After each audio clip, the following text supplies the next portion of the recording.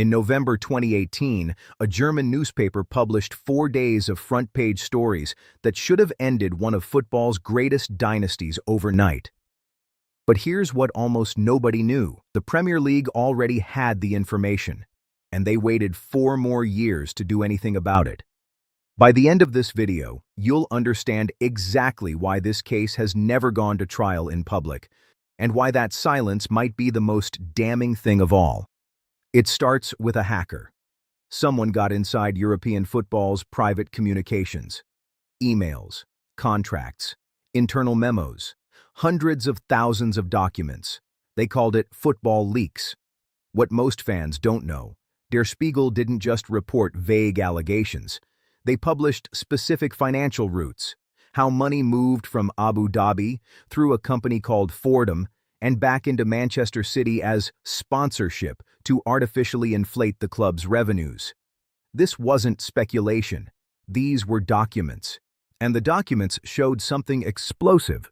Manchester City may have been reporting fake income to make their finances look clean, while secretly topping up wages and hiding the real cost of their operation.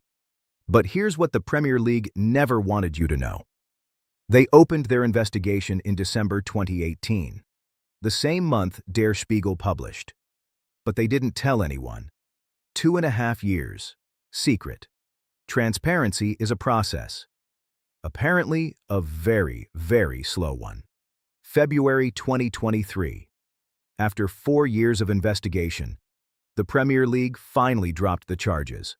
115 of them. False accounting, misreported sponsorship revenue, hidden payments to players and managers, failure to cooperate with investigators, 9 years of alleged deception, systematically documented.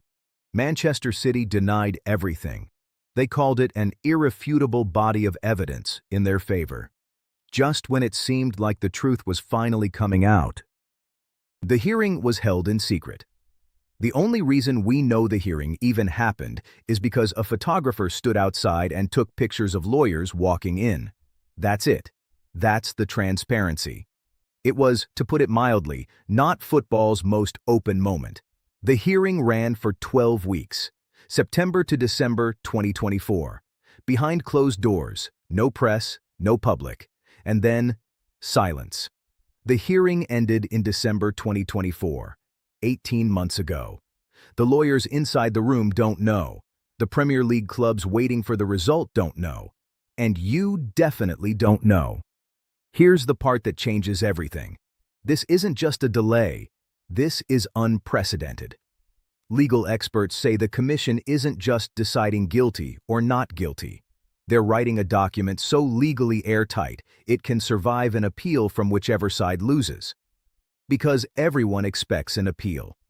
And if City lose, other clubs have already filed paperwork to sue them for lost income, lost titles, and lost Champions League spots. Those trophies, those titles, they might not be permanent.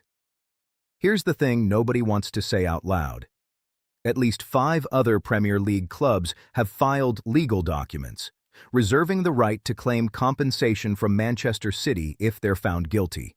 Expulsion. From the Premier League. This isn't tabloid speculation. That is on the official list of possible outcomes. And here's the detail that makes this even darker.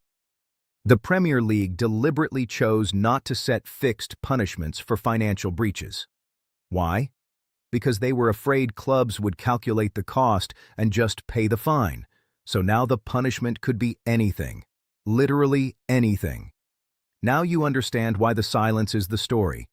It's not just about Manchester City anymore. It's about what English football is willing to tolerate.